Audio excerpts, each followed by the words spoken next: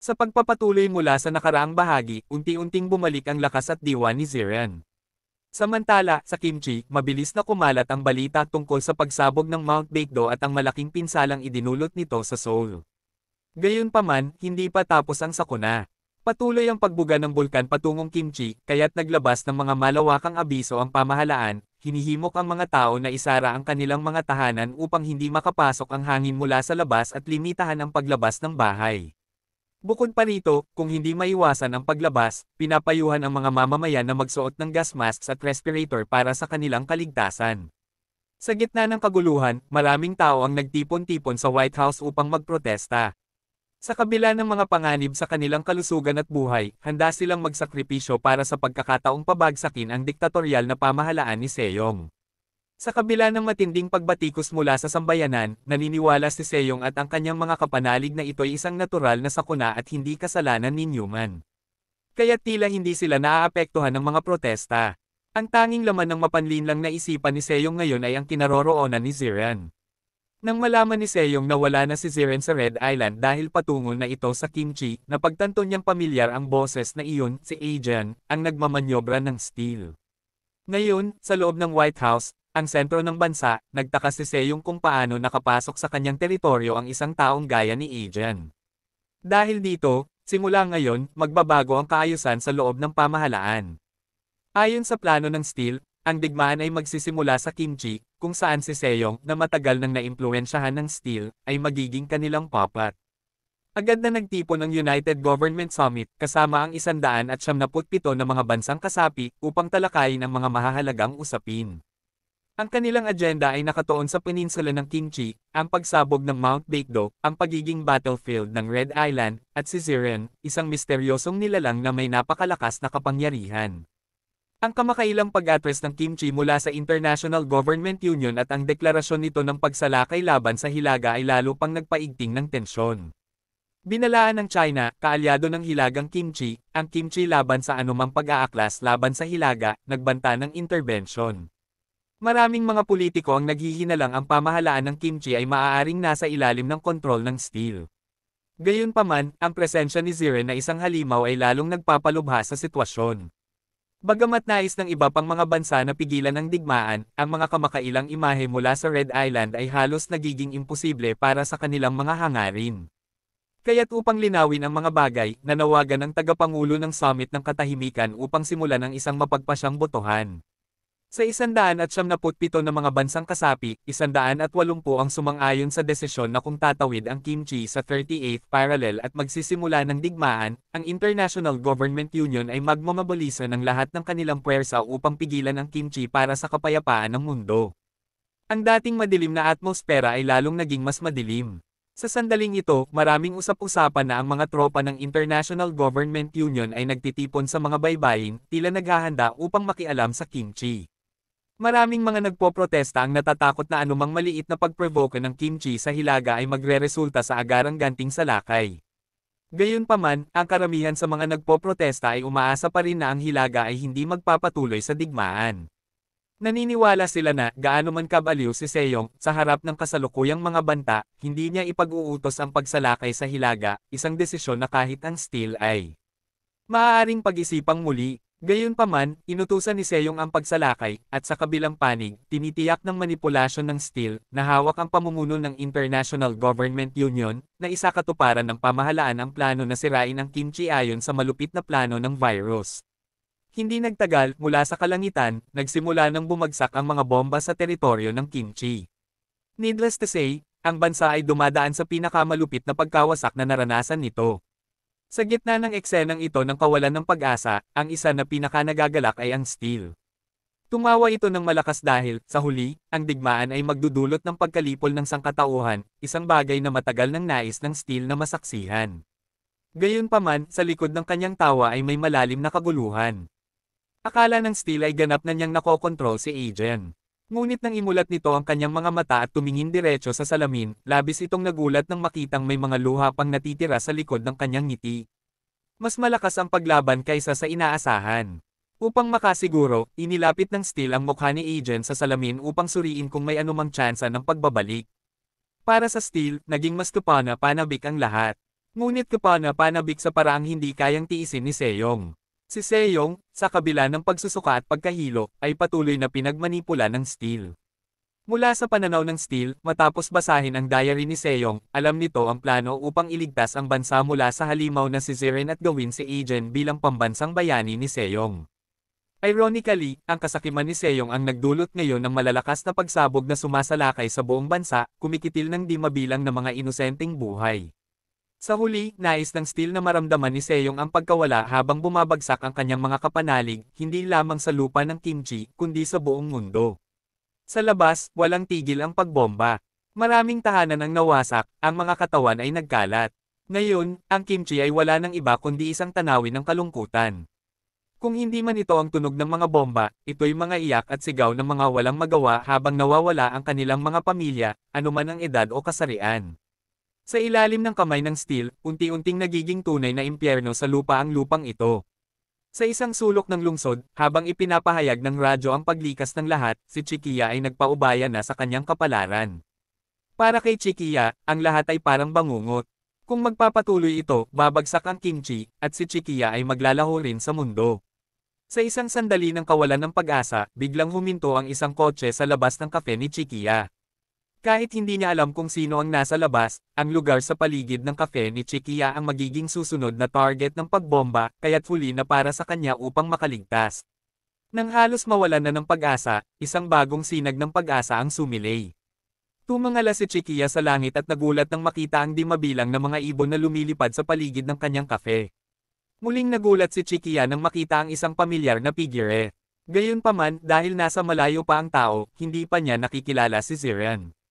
Kaya't labis na ikinagulat ni Chikiya nang biglang binasag ni Ziren ang salamin at lumipad diretso sa kanyang kafe. Hindi pa nakikilala ni Chikiya ang kanyang kaibigan. Lahat ay nangyari ng mabilis, at hindi pa niya lubos na naiproseso ito nang biglang may bumagsak mula sa langit. Nang makawala ang aso ni Aegon mula sa yakap ni Chikiya at masayang tumakbo patungo kay Ziren, doon lamang niya napagtanto na hindi ito isang estranghero kundi ang kanyang kaibigan na si Ziren. Si Chikiya ay labis na nalilito dahil hindi niya maunawaan kung paano nakarating si Ziren sa kanyang lugar. Ngunit ngayon ay hindi oras para malito, kaya sa labas, bumusina si Munting Yuzi upang tawagin si Ziren. Sa gitna ng tensyon, nang marinig ang busina, agad na hiniling ni Ziren kay Chikiya na sumama na sa kanya. Naantig sa matapang na pagbabalik ni Ziren upang iligtas siya, hindi napigilan ni Chikiya na maluha pagkatapos ng lahat ng nangyari. Simula nang umalis sina Aegon at Ziren, kinailangan ni Chikiya na tiisin ang lahat mag-isa. Sa kabila ng pagiging isang ordinaryong babae na maaaring mamatay anumang sandali, nanatili siya. Naghintay siya para sa araw na muling makasama ang kanyang mga kaibigan. Sa wakas, pagkatapos ng matagal na paghihintay, nabawasan ang bigat sa puso ni Chikiya. Kaya't bumuhos ang kanyang mga luha na parang isang bata sa bisig ng kanyang kaibigan. Hindi kalayuan mula sa lugar ni Ziren, sa wakas ay dumating na ang mga awtoridad sa kimchi, kung saan matagal nang naghintay si Steel. Matapos mag-isip ng sandali, tumingin si Steel sa kanyang refleksyon sa salamin. Ilang sandali lang, sa hindi malamang dahilan, iniutos ni Steel na itigil ng puwersa ng gobyerno ang pambobomba. Maraming sundalo mula sa United Nations ang napilitang tumigil, bagamat hindi nila alam kung bakit. Nagsimula ng magduda si Steel kung ang pagmamanipula nito sa mga tao ay nagsisimula ng makaapekto sa kanya. Gayunpaman, nang maalala ni Steel ang suntok na ibinigay ni Ziren dati, hindi na gaanong nakakagulat ang aksyon na ito dahil para lang naman ito sa paglalaro sa kalaban, tulad ng ginawa ni Ziren kay Steel noon. Dahil natigil na ang pambobomba, madali na para kay Yuzi na ilikas ang lahat mula sa battlefield. Bagamat nailigtas na siya ni Ziren, mayroon pa ring alalahanin si Chikiya sa kanyang puso, si Aegon. Tinanong niya si Ziren tungkol kay Aegon, at tiniyak ni Ziren na ililigtas nila si Aegon na eksaktong sinabi nito. Gayunpaman, sa ngayon, hindi nila alam kung nasaan si Aegon, kaya nagtataka si Chikiya kung paano plano ni Ziren na iligtas siya. Sa harap ng mga alalahanin ni Chikiya, hindi alam ni Ziren kung paano sasagutin dahil kahit alam nila ang lokasyon ni Aegon, hindi pa rin sapat ang lakas ni Ziren laban kay Steel, na siyang katotohanan. Ngunit bago iyon, kailangan nilang mabuhay. Kaya ang kasalukuyang destinasyon para sa lahat ay ang silangang dagat kung saan naghihintay ang Kraken. Bagamat hindi alam ni Ziren kung paano, kailangan niyang mabawi ang nawala niyang lakas, dahil kung wala ito, ang pagligtas kay Aegon ay magiging isang ilusyon lamang. Gayunpaman, ang buhay ay hindi parang isang nobela. Dahil nabasa na ni Steele si Ziren na parang isang libro, naghanda ito ng 2 pangkat upang hadlangan ang kanilang tangkang makarating sa silangang dagat. Bago pa man makapag-react si Ziren at ang iba pa, nakatutok na ang mga baril ng kalaban sa kanila, handa na para sa isang madugong laban. Naramdaman ni Ziren at Yuzi ang kakaibang sitwasyon at nagulat sila nang biglaang umatake ang kalaban ng walang babala. Dahil sa matinding pagsasanay sa hukbo ng North Korea, agad na nag-react si Yuzi, inutusan ang lahat na yumuko at pinilant ang manibela para makatakas. Bagamat nakatakas sila ng kaunti, nagulat si Yuzi na umatake ang kalaban ng hindi kinikilala ang kanilang pagkakakilanlan. Para kay Ziren, kahit nawala na ang kanyang lahat ng lakas, kaya pa rin niyang mag-summon, kaya't gumanti siya. Agad niyang tinipon ang kanyang mga kakampi. Sa mata ng isang sundalo, labis na nagulat si Steele na napagtantong hindi pa lubos na nawala ang lakas ng kanyang arch-enemy. Nang maramdaman ni Steele na hindi na ito pwedeng maging banayad, biglang lumitaw ang isang fighter jet mula sa itaas at mabilis na lumapit sa sasakyan ni Yuzi. Nang makita ni Yuzi ang bante ng mga missile na dala nito, agad niyang inutusan ang lahat na lumabas ng sasakyan at tumakas. Dahil sa mabilis na pag-iisip ni Yuzi, nakatakas sila sa sasakyan bago pa ito sumabog. Sa pakiramdam na ligtas na ang lahat, ibinaling ni Ziren ang kanyang tingin sa mga sundalo at bigla niyang napagtanto sa gitna ng kaguluhan na may isang tao pa rin na nakatutok ang baril.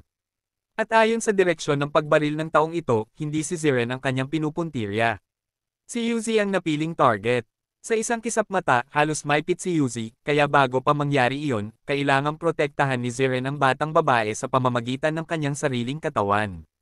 Para kay Yuzi, nasa kalituhan pa siya dahil sa pagsabog, kaya't nagulat siya nang makita si Kuya Ziren na bumagsak dahil sa tama ng bala imbis na siya. Para kay Ziren, malinaw na hindi na niya kayang magtagal sa harap ng mga bala, kaya ang kanyang pagbagsak ay hindi maiiwasan. Sa sandaling ito, sinusundan ni Ziren ang parehong paraan ng proteksyon ng kanyang ina noong bata pa siya. At tulad ng kanyang ina, ang kamatayan ngayon ay palapit na kay Ziren. Lahat ay tila magulo, ngunit hindi na marinig ni Ziren ang kahit ano. Sa kabila ng pagkamatay ng maraming beses noon, ito ay isang kakaibang pakiramdam na hindi pa sanay si Ziren. Itinuring ni Ziren ang kamatayan bilang isang siklo ng buhay, isang batas ng kalikasan na hindi mahalaga. Dahil si Ziren ay hindi pa talaga namatay. Ngunit ngayon, sa sandaling ito kung kailan si Ziren ay maaaring yakapin ang kamatayan gaya ng inaasahan niya, hindi niya nais na magpaalam. Si Agen ay naghihintay pa rin kay Ziren upang iligtas siya, kaya nais niyang magpatuloy na mabuhay upang protektahan ang mga mahal niya. Sa lahat ng bagay, tila tama ang mga salita ni Steele. Si Ziren ay maaaring isang super being, ngunit siya ay isa pa ring normal na tao. Sa kabila ng lahat, dahil sila'y ordinaryong tao lamang, wala ring magagawa sina Yuzi o Chikiya para kay Ziren maliban sa subukang gisingin siya. Ngunit ang kalaban ay naroroon pa rin, at limitado rin ang lakas ng magkabilang panig, kasama na sina Yuzi at Chikiya, na wala nang magawa kundi panuurin si Ziren na walang resistensyang hinayla palayo.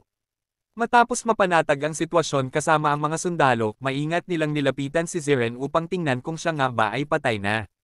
Tanging nang makita nilang wala na siyang galaw sa isang lawa ng dugo, doon lamang sila nakaramdam ng kaunting kaginhawaan. Sa panig ni Chikiya, ang makita ang kanyang dating malakas na kaibigan na ngayon ay walang buhay na nakahandusay sa isang lawa ng dugo ay nagdulot ng mga luha sa kanyang mga mata.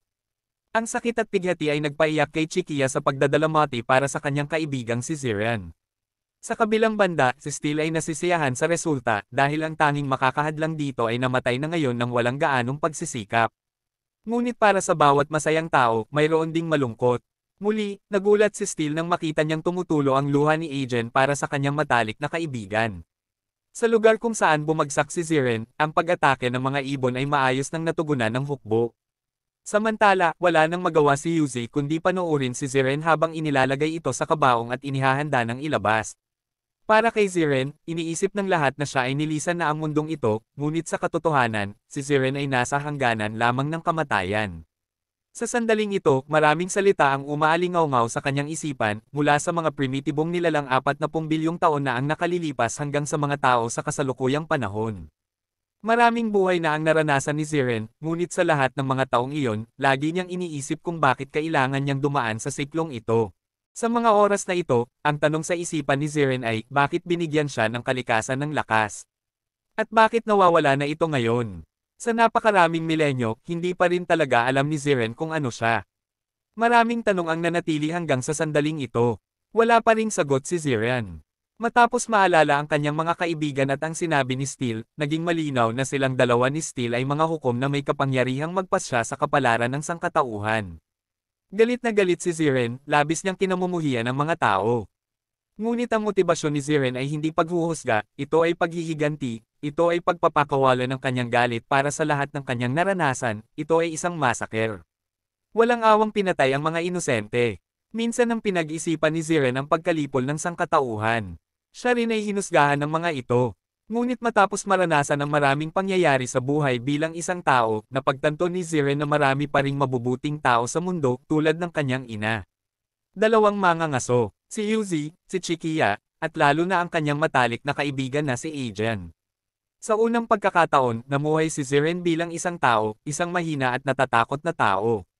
Gayunpaman, kailangan pa rin niyang magpatuloy upang harapin ang isang buhay na puno ng mga contradiction mula sa kanyang kapanganakan hanggang sa kasalukuyan.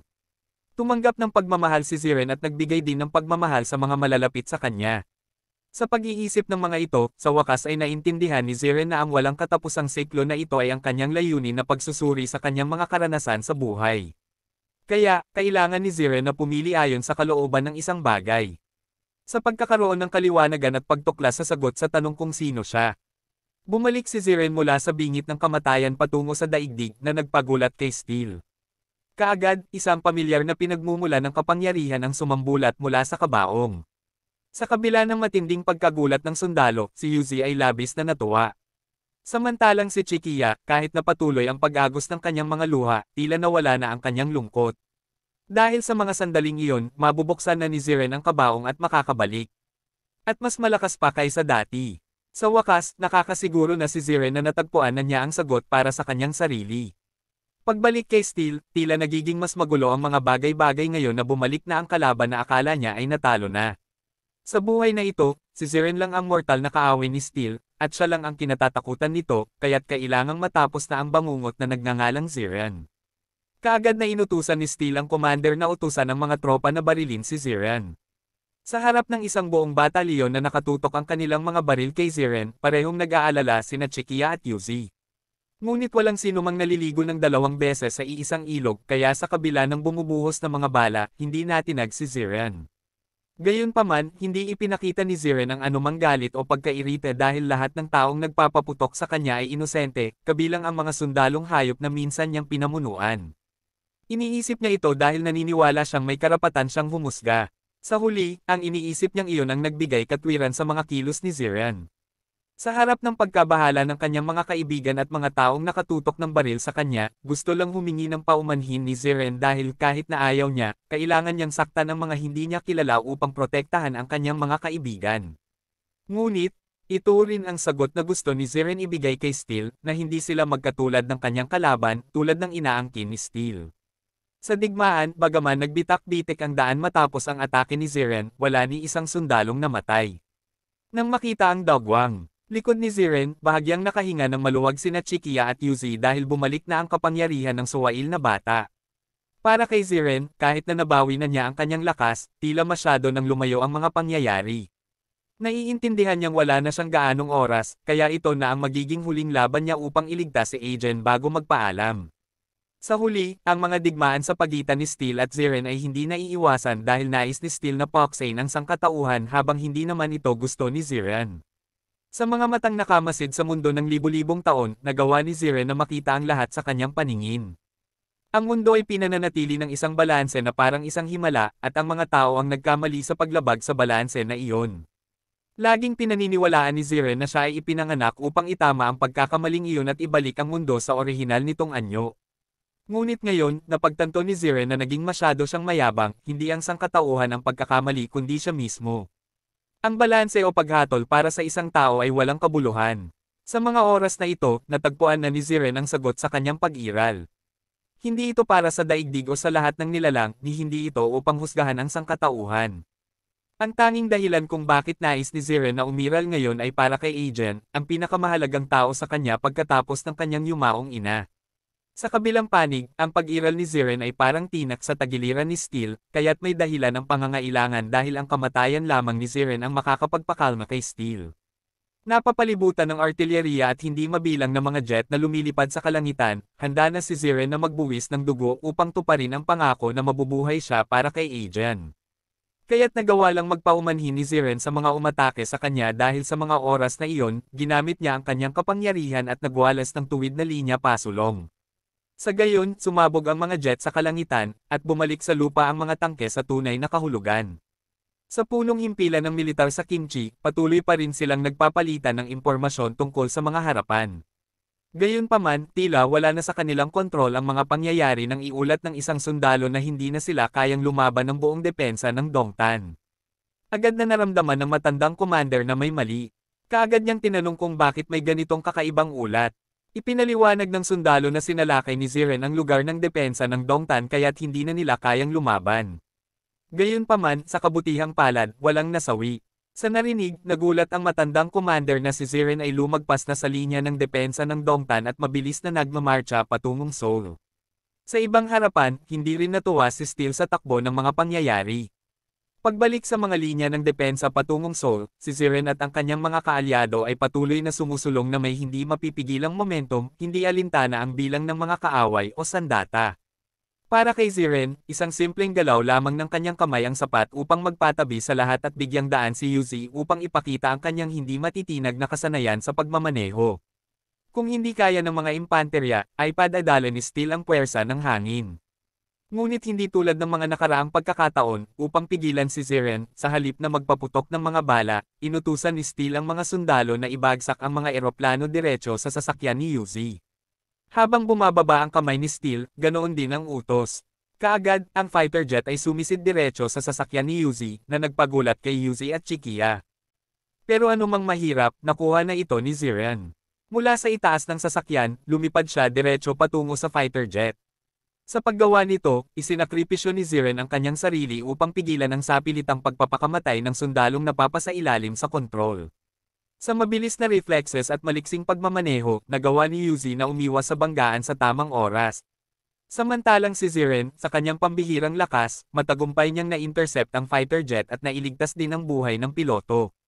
Sa mga sandaling iyon, may plano si Steele, nais nitong malaman kung kaya pang iligtas ni Ziren ang 10 fighter jet ng sabay-sabay.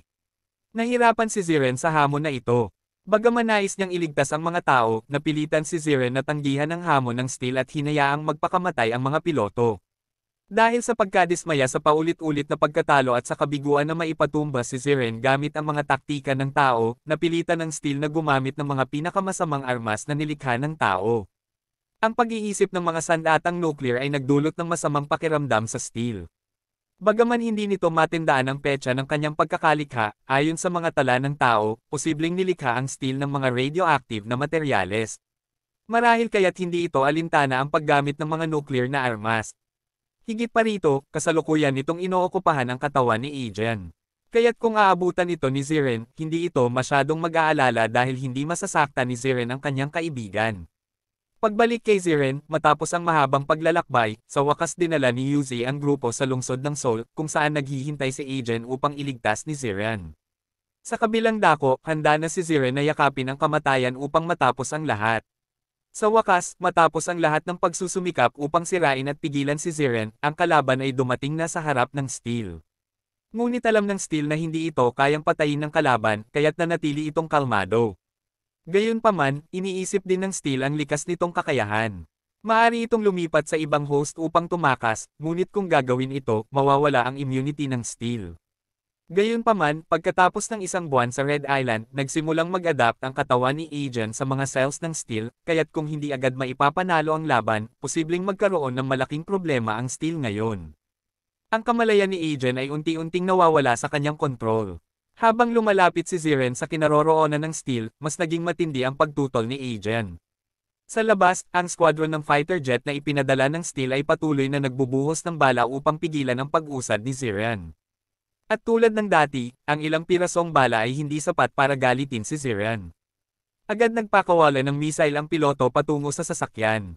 Nang malaman ni Ziren na direktang inaatake ang Chikiya at Yuzi, agad niyang inilipat ang kanyang lakas sa sasakyan upang protektahan sila mula sa aerial na pag-atake ng missile. Sa pagputok ng pagsabog, medyo nagulat ang mga sundalo nang malaman nilang buo pa rin ang mga pangunahing tauhan ni Ziren sa likod ng umuusok na kalangitan. Halos mapahamak si Chikiya at Yuzi, ngunit sa kabila ng labis na pagkapagod, nanatiling kalmado si Ziren sa kabila ng mga kamakailang pangyayari. Mabilis na sinuri ang sitwasyon, sa halip na magtanggol ng sasakyan, nagpasya si Ziren na maglunsad ng atake upang makuha ang upper hand laban sa mga sundalo gamit ang kanyang napakalakas na kapangyarihan. Hindi nagtagal, nilinis ni Ziren ang unang fighter jet. Kasabay nito, sa pamamagitan ng kanyang kakayahan sa power transfer, matagumpay niyang nailigtas ang buhay ng mga taong nagtangkang pumatay sa kanya. Nang makita ang nasirang jet, agad sinunggaban ni Ziren ang pagkakataon upang gawing mga sandata ang mga pira-piraso nito. Sa isang iglap, pinabagsak niya ang metal-ikong eroplanong pandigma ng hukbong kimchi sa pamamagitan ng isang simpleng kumpas ng kamay. Patuloy pa ring nagmamaneho ng napakabilis si Yuzi. Dahil dito, nang bumagsak si Ziren, agad niyang nasalo si Ziren. Sa kabila ng pagsabog ng mga fighter jet, salamat sa proteksyon ni Ziren, walang nasaktan sa hukbo. Subalit, dahil sa pagbibigay niya ng lakas upang protektahan ang kalaban, bumagsak ang katawan ni Ziren, walang lakas na walang hangganan, at si Ziren ay hindi naging exception. Isang oras ang lumipas, pagkatapos iwanan sina Chikiya at Yuzi, halos narating na ni Ziren ang kinaroroonan ni Agen. Gayunpaman, ramdam din niya ang pagkapagod dulot ng paggamit ng malaking halaga ng lakas. Sa buhay na ito, ang pinakamahalaga kay Ziren ay ang kanyang ina. Ngunit dahil wala na ito sa mundo, ang tanging dahilan ng patuloy niyang pamumuhay bilang tao ay si Agen. Kaya't sa mga sandaling ito, kahit gaano pa karami o kahanda ang kalaban, handa si Ziren na maging malupit upang marating ang kanyang kaibigan. Ang tanawin ay talagang nakakatakot. Sa lupa, kasing dami ng langgam ang mga tropa ng kimchi. Higit pa rito, napakaraming fighter jets ang handang sumabak sa labanan sa itaas. Bagamat ayaw ni Ziren na manakit ng kahit sino, sa ganitong sitwasyon, kailangan niyang lumaban upang protektahan ang sarili.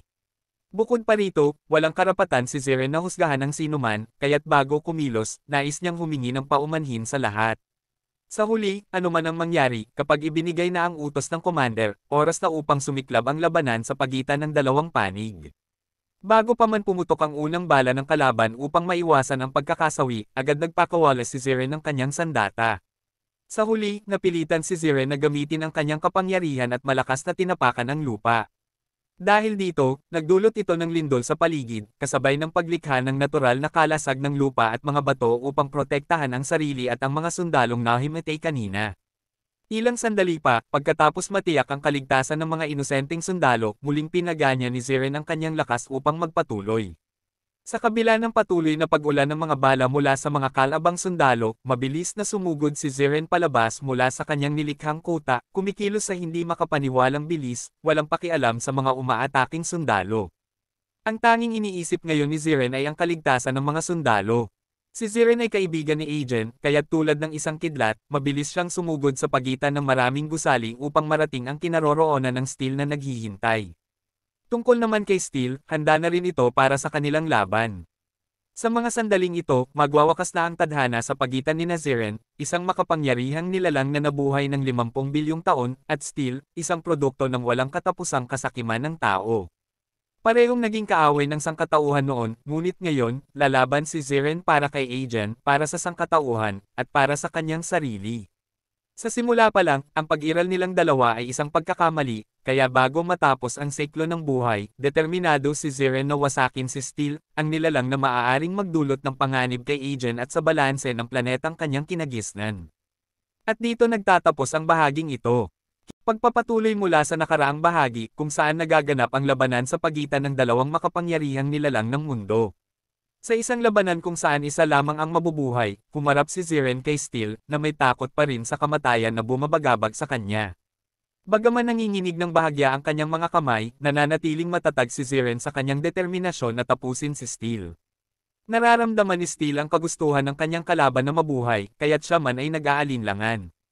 Kaagad na tinakot ni Steel si Ziren gamit ang katawan ni Agen. Hindi inaasahan, ngunit tanggap na ngayon ni Ziren ang posibilidad na mamatay si Agen. Ngunit hindi lang si Ziren ang may paghahanda, ganun din si Steel. Kaagad niyang ginamit ang kanyang alas, tinaas ang kanyang kamay at pinatawag ang mga taong nahawahan, na sumugod na parang hukbo ng mga zombie. Nakikita ni Ziren na si Steel ay muling bumabalik sa kanyang lumang mga trick, ngunit ngayon, may pagkakaiba, hindi si Ziren ang kanilang inaatake. Sila ay dumiretso kay Steel, para patayin ito. Nang mapansin ni Ziren na may mali, mabilis siyang sumugod, ngunit marahil huli na ang lahat. Sa harap niya, nakikita ang mga kalansay na balot ng laman. Mula sa loob, isang kamay na kulay dugo at may matatalim na kuko ang biglang sumulpot at sumalakay kay Ziren. Sa isang banayad na galaw lamang, winasak ni Steel ang buong bahay, at pinatalsik si Ziren ng malayo. Sa isang iglap, bumangon si Ziren mula sa mga guho. Ngunit sa kanyang harapan ngayon ay isang ganap na ibang anyo ni Steel. Ang balat nito ay naging kulay ube, ang puti ng mata nito ay naging itim, at ang pulang kulay ng kasakiman sa dugo ay nangingibabaw. Sa kabila ng nakakagulat na katahimikan, napansin ni Ziren na si Agen ay nasa loob pa din ni Steel, pagkatapos agad na sumalakay si Steel, ngunit sa libu-libong taon ng lakas na nakuha ni Ziren, nagawa niyang umiwas. Bumuwelte si Ziren ng isang malakas na suntok na nagpatalsik kay Steel sa ilang mga gusali. Ngunit dahil si Agen ay nasa loob pa rin, piniling huwag tapusin ni Ziren si Steel, sa halip ay tinakot ito ng isa pang suntok. Ngunit ang suntok na ito ay masyadong padalos-dalos, sinira ang buong bahay sa likod nila. Akala ni Ziren na tunay niyang natakot si Steel, ngunit iniisip lamang ni Steel ang tungkol sa labanan. Napansin niya ang isang daloy ng hiniram na kapangyarihan, partikular ang kapangyarihan ng kalikasan. Sa pagkakita na hindi patas ang laban, muling pinatawag ni Steel ang hukbo ng mga nahawa ang tao upang palakasin ang kanyang lakas. Bukod pa rito, isiniwalat ni Steel kay Ziren ang isang nakawiwiling katotohanan, ang ideya ng pagpapalakas ng kanyang kapangyarihan ay nagmula kay Agen, at higit pa rito, si Agen mismo ay galit sa sangkatauhan. Habang lalong lumalakas si Steel sa pamamagitan ng pagsipsip ng kapangyarihan ng mga tao, lalong nagiging malinaw ang mga alaala ni Agen. Ang pamilya ni Agen ay minsang masaya, ang kanyang ama ay matagumpay, at ang pamilya ay payapa. Ngunit gaya ng kasabihan, ang buhay ay hindi tiyak. Isang araw, ang kumpanya ng kanyang ama ay nalugi dahil sa pagtataksil ng kanyang mga kasamahan. Nawala ng kabuluhan ang lahat para kay Agen, at dahil dito, nagsimulang mamuhi si Agen sa mga tao. Nang bumalik si Agen sa probinsya upang mamuhay at mag-aral, natuklasan niya ang madilim na bahagi ng lipunan, kung saan ang malakas ay inaapi ang mahina. Naramdaman ni Steel ang bawat damdamin ni Agen sa bawat salita. Sa kasalukuyan, si Ziren ay nasa harap ng isang mas makapangyarihang bersyon ni Steel, ngunit sa kabila nito, si Agen sa loob ay unti-unting nawawala. Kung hahayaan, mawawala ang lahat. Kaya't nagpa siya si Ziren na gamitin ang kanyang alas. Naalala mo pa ba ang mga naunang episode? Ito ang kasanayan na lumikha ng mga lindol at sumisira sa lahat. Sa kanyang desisyon, agad na pinadyak ni Ziren ang kanyang paa, lumikha ng lindol na yumanig sa buong mundo. Sa paligid niya, isang magnetic field ang bumalot sa hangin. Ngunit ang kahinaan ng kasanayang ito ay ang pagkakakulong sa isang lugar. Kaya't madali siyang nilusob ni Steel at sinuntok si Ziren, na tumalsik sa ilang mga pader. Ngunit kahit anong gawin ni Steel walang nagawang pinsala ito kay Ziren. Nang makita ni Steel na walang pinsala ang nagawa, nagdesisyon siyang magpatawag ng libo-libo pang mga nilalang upang dagdagan ang kanyang kapangyarihan. Ngunit habang lalong lumalakas si Steel, mas nagiging malinaw ang mga alaala ni Agen. Simula nang dumating si Agen, palaging may batang nakapaligid sa kanya, si Yungte, na minsang nagtanong kay Agen kung may lungsod sa mga ulap. Sa isang tila walang saysay na tanong ni Yungte, sinagot ito ni Agen ng walang malasakit, sinusubukang hindi ito bigyan ng pansin. Kinaumagahan, may isang kaklase na lumapit kay Agen, tinanong tungkol kay Yungte, na hindi pa nakauwi simula kahapon. Ngunit ang tunay na dahilan ay dahil sinabi ni Agen sa kanya ang tungkol sa lungsod sa mga ulap. Itinuro niya ang mga bundok. Nang marinig ito, unay tumanggi si Agen, ngunit kalaunan ay nakaramdam ng pananagutan at sinamahan ng kaibigan upang hanapin si Yungtae. Ngunit sa usapin ng mga kaibigan, ngayon ay marahas na nagpapatawag si Steel ng kanyang mga hukbo. Palibutan ng mga katawan ni Steel, sila ay nagwawala. Sa loob ng karamihang iyon ay ang mga kaibigan ni Ziren, sina Chikia at Yuzi. Habang papalapit na si Steel upang sipsipin ang lakas ni Chikia, isang mahiwagang puwersa ang biglang humadlang. Kaagad na napagtanto ni Steel na si Agen ay nagtatangkang makialam. Nag-isip si Steel ng mabuti at nakilala ang mga ito bilang mga kaibigan ni Agen. Nakaramdam ng hirap na ipagpatuloy ang labanan doon, kaagad na naglunsad si Steel ng mga all-out na pag-atake kay Ziren at umatras. Ngunit ang pag-atras para kay Steel ay hindi nangangahulugang pagtakbo. Ang 5 pinakamakapangyarihang bansa sa mundo, ang USA, UK, Russia, France, at China, ay sabay-sabay na nag-utos ng mga strike ng nuclear missile sa Sehong City, Kimchi. Talagang binaliktad ni Steele ang sitwasyon, pinipilit si Ziren na pumili sa pagitan ng buhay ng tao at ang pag-iral ni Steele. Samantala, sa USA, napansin ng mga tao na ang Pangulo ay nahawahan ni Steele. Ngunit isang putok ng baril ang nagwakas sa anumang hinala. Hindi tulad ng ibang lugar, ang putok na ito ay hindi nakatutok sa mga mabababang ranggo, nananatili silang alerto sa banta ni Steele. Sa kabutihang palad, isang missile lamang ang papunta sa Kimchi. Samantala, natapos na ni Ziren ang kanyang teknik. Gaya ng isang lindol, ngunit ang shockwave na nilikha ni Ziren ay tumulong sa mga taong nahawahan ng virus na makalaya mula sa kontrol ni Steele. Sa pagresolba sa mahirap na sitwasyon na nilikha ni Steele, mabilis na sumugod si Ziren patungo kay Steele. Sa pagkabigla ni Steele, sa isang iglap, nahuli ni Ziren ang mukha ni Steele at pinukpok ito sa lupa. Unti-unting hinihigop ni Ziren ang buhay ni Steele. Ang aksyon na ito ay nagsisilbing parang pagsusuicide sa pagitan ni Ziren at ng kanyang kalaban. Walang magawa si Steele sa pamimilit ni Ziren.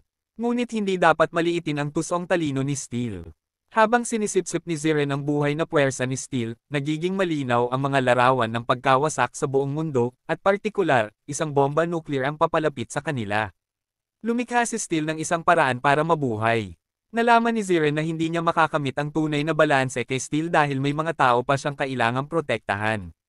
Ngunit kung pipigilan niya ang bomba nuclear, mauubos si Ziren, bibigyan si Steele ng pagkakataong umatake. Nahulog si Ziren sa bitag ni Steele, hindi makausad o umatras. Kaya't napilitang harapin ni Ziren ang atomic bomb. Pumunta sila ni Kraken sa silangang dagat at pinigilan si Steele sa isang lugar. Sa kanyang kay-abangan, hindi naisip ni Ziren ang panganib ng bomba. Sinalubong niya ito ng buong lakas.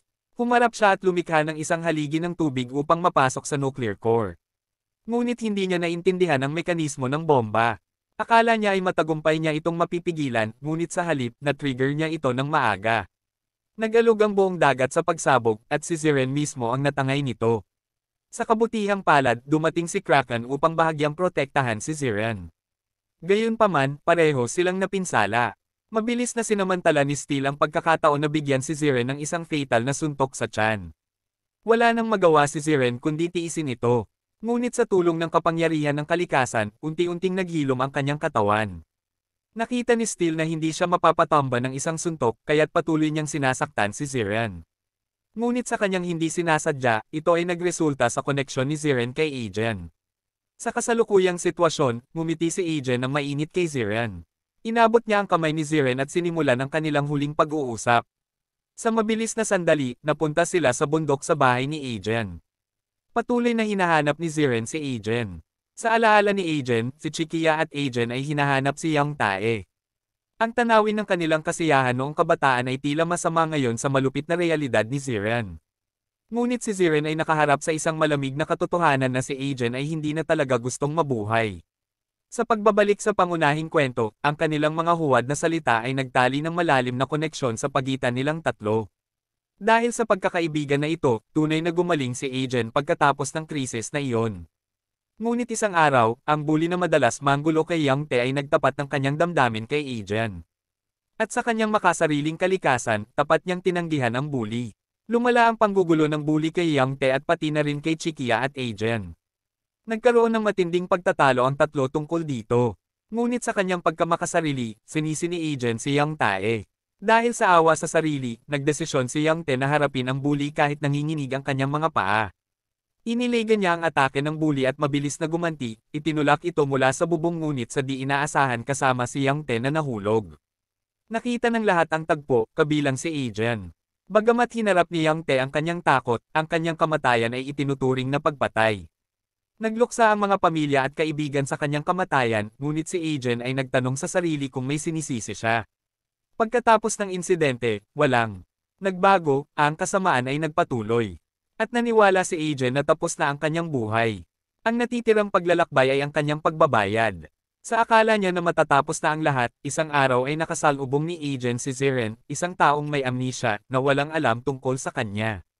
Ang mga imahe ni Yang Tae ay patuloy na lumilitaw sa anino ni Ziren. At mula doon, naging malinaw ang isang pahayag ng pagpapatawad sa isip ni Agen. Sa huli, iyon lang ang gusto niyang iparating kay Ziren dahil pagod na siya. Gusto na niyang bumitaw at hindi maging pabigat kay Ziren. Sa pagbabalik sa realidad, ang mga suntok ni Steel ang naging paraan ni Agen upang ilipat ang natitirang buhay kay Ziren. Ang maliit na buhay na iyon ay tunay na nakatulong kay Ziren na bumangon mula sa pagkamatay. Ngunit sa kalooban ni Ziren ay may naglalarong lungkot. Inilagay niya ang kamay sa kanyang dibdib, determinado na huwag bigwan si Agen. Mabilis siyang sumugod kay Steel, nagbigay ng suntok na tila galing sa kalangitan. Sa pagkakataong ito, tila inihagis ng maraming beses si Steel sa bawat sulok. Ngunit binaliwala iyon, mabilis na hinabol ni Ziren si Steel. Sa kapangyarihan ng kalikasan, sa isang banayad na pag-iisip, nagbago si Ziren sa isang anyo at nagbigay muli ng isang suntok diretso sa mukha ni Steel. Kaliwa kanan, maayos at matatag. Ngunit sandali lang, sa pagbabalik tanaw, napagtanto ni Steel na isa na siyang parasite. Ganap na niyang kontrolado ang katawan na ito. Isang sandali ng katahimikan sa loob ni Ziren ay puno ng mga emosyon at alaala ni Agen, naramdaman niya ang pagnanais na mabuhay, isang kagandahang loob na mas mataas sa kahit sino pa. At ang pagtutunggali ng dalawang pinakamakapangyarihang nilalang ng sangkatauhan ay nagpatuloy. Patuloy silang nag-uumpugan, bawat suntok ay may lakas. Ang lahat ngayon ay tila isang larangan ng digmaan, parang isang sakuna. Sa bawat suntok na tinanggap ni Ziren, natutunan niya ang ilang bagay. Bilang mga tao, bilang mga nilalang na nasa tuktok ng kadena ng buhay, palagi tayong nagkakamali at nabibigo, nadarama ang panghihinayang at awa sa sarili, upang makahanap ng solusyon. Ngayon, nawalan na ng lakas si Ziren upang labanan si Steel, nakatayo siyang walang magawa sa harap ng lakas ni Steel. Nakita ni Steel na tila nawalan na ng kagustuhang mabuhay ang kanyang kalaban, kaya't ginamit niya ang pinakamalakas na suntok upang sumaksak diretso sa puso ni Ziren. Marahil ay tapos na ang lahat.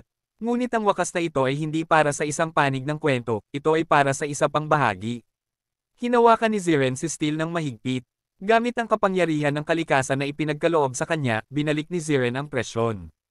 At sa hindi inaasahang pangyayari, hinalikan niya si Steel. Ngunit ang halik na iyon ay may kahalagahan. Sinipsip ni Ziren ang buhay na puwersa ni Steel at pinalitan ito ng buhay ni Agen sa tamang lugar. Tapos na ang lahat, at si Ziren ay muling bumalik sa mundo ng mga kaluluwa, kung saan muli niyang nakatagpo si Agen. Nakikita ni Agen ang mga labi ni Ziren na gumagalaw, isang bagay lang ang sinabi ni Ziren, gusto kita. At nagising si Agen, hinarap ang kanyang mahal na kaibigan na walang malay. Sa wakas, tuluyan ng lumisan ang buhay ni Ziren sa mundong ito. Lumipas ang mahabang panahon, at ang buhay sa mundo ay bumalik sa tamang takbo. Ang lahat ng iniwan ni Steel ay nagdulot ng mabigat na epekto. Mga pamilya, ari-arian, trabaho, at marami pang iba ay nawala. Ang galit na iyon ay napunta rin kay Ziren. Walang magawa si Agen kundi tanggapin ang hinagpis na ito.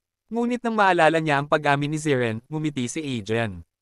Nagpatuloy si Agen sa landas ng pangangalaga sa kalikasan para sa mga hangarin ni Yang Te at Ziren. Sa pagninilay sa mga salita ni Ziren, iniisip niya kung ano na ang itsura ni Ziren ngayon. Ngunit sa kabila nito, nais pa rin ni Agen na muling makatagpo si Ziren. Sa kabilang banda, isang pamilyar na pakiramdam, marahil sa pagkakataong ito, muling isisilang si Ziren. Ngunit sa pagkakataong ito, wala nang sakit kundi buhay na kung saan wala nang pagkamuhi sa mundo. Dito na po nagtatapos ang manhwa na ito. Maraming salamat sa pagsubaybay.